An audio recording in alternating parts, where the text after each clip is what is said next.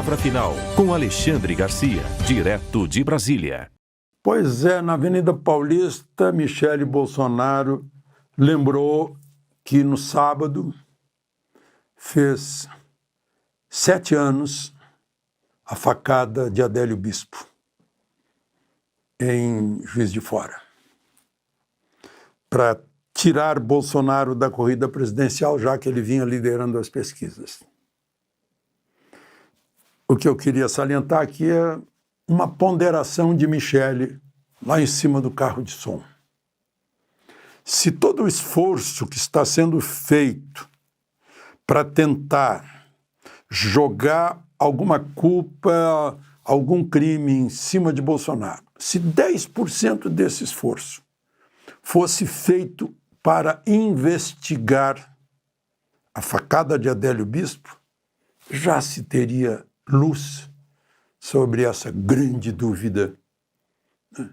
Como pode ele ter estado em Juiz de Fora e na Câmara dos Deputados ao mesmo tempo, ou seja, no mesmo dia?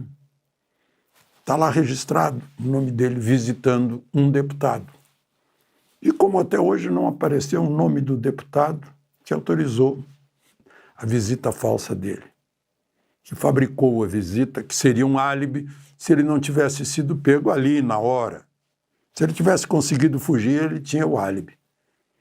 Mas foi pego ali na hora. Então, tem-se o executor, mas não se tem ainda, como é o caso daquele que há 110 anos matou a facada o senador Pinheiro Machado, o Manso. Manso e Bispo, né? O Manso disse que agiu sozinho. Manso de Paiva, e ninguém acreditou. Bom, ontem não deu tempo de falar tudo sobre as manifestações, né? Aqui em Brasília eu disse, olha, estava praticamente vazia a esplanada. Sabe que chegaram a botar um tapume na plataforma da rodoviária para evitar que as pessoas vissem assim claramente o vazio? Ou fotografassem, mas mesmo assim a rede social divulgou aquilo que a mídia domesticada não divulgou, só deu fotos de ângulo de câmera fechada, de lente fechada, né? Só grupinhos assim. Não conseguiu mostrar tudo porque não tinha o que mostrar. E grandes multidões, e em Brasília também, perto da Torre de TV, mas muito mais na Avenida Paulista, em Copacabana, na Bahia, em Belo Horizonte, no Recife, Porto Alegre. Manifestações. E manifestações querendo que haja um julgamento de verdade. Esse aí todo mundo sabe que resultado vai dar, né? Imagina só, são 11 os ministros do Supremo, mas menos da metade é que vai julgar. 5 da primeira turma, dos quais Zanin, foi advogado de Lula. Outro, Dino, disse claramente ver Bolsonaro como diabo. Moraes, todo mundo sabe que odeia Bolsonaro, né? E, além disso, ele é vítima daquilo que ele acusa Bolsonaro. Ele não podia ser de jeito nenhum, né? E todos já se manifestaram antecipando o julgamento. O próprio presidente do Supremo, ministro Gilmar Mendes, lá atrás o ministro Fachin já disse que Bolsonaro eleito seria um cavalo de Troia do autoritarismo, essa coisa. Então há um preconceito e pré-julgamento. No julgamento que vai ser retomado amanhã pela manhã, né? Eu cobria Supremo em tempos em que eu via Supremo anular julgamentos, porque não houve o amplo direito de defesa, ou porque se descobriu que a delação premiada foi obtida via algum tipo de coação, né?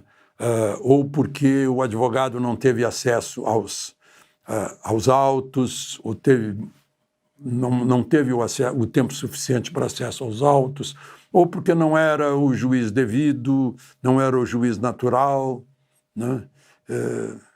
Não houve algum arranhão no devido processo legal, houve alguma dúvida sobre a culpabilidade do réu, era anulado. Eu lembro disso, de outros tempos. Ou quando vinha algum assunto político que o Supremo devolvia para o Congresso, para o partido minúsculo que não ganhava no voto e queria ganhar usando o Supremo devolvia. Com uma palavrinha, com uma expressão latina, isso é assunto interna corporis, ou seja, é um assunto interno do Congresso, que é o Tribunal Político. Aí eu vi aqui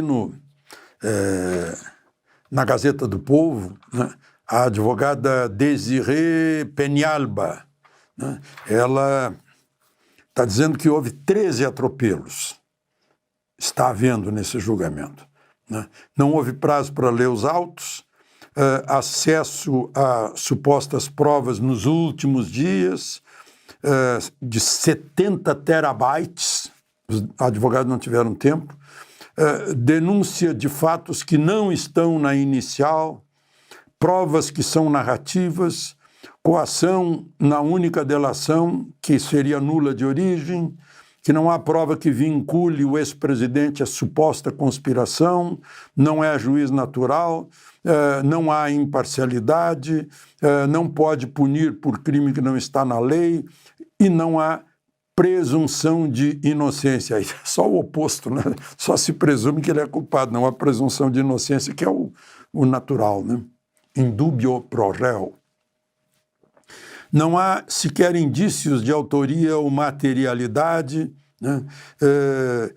Uma tal minuta é da internet, não merece virar documento. Se uma das incriminações é preparando para declarar estado de sítio, isso é absolutamente constitucional, porque tem que passar pelo Congresso Nacional, né? Se fosse. Então é isso, a gente vai se preparando para esse... Só para terminar, né, porque foi agora, Carlos Lupe, o ex-ministro da Previdência, que renunciou quando a Polícia Federal fez aquela operação que descobriu o mais escandaloso dos roubos, né, de idosos da Previdência, atingindo 3 milhões de idosos por aí, 6 bilhões de reais roubados. Carlos Lupe foi depor, ele acha que saiu por pressão política, que ele não podia adivinhar que isso estava acontecendo, né? Mas eu não consegui acompanhar tudo, mas basicamente é isso, apertaram. Agora, só para vocês saberem, hoje pediu habeas corpus ao Supremo o ex-coordenador do INSS. Ele já acha que vai ser preso. O Jucimar da Silva. É porque a Comissão Parlamentar Mista pediu a prisão de 20 dos primeiros que foram apontados pela Polícia Federal no caminho do dinheiro que saiu do contra-cheque dos aposentados e pensionistas. De Brasília, Alexandre Garcia.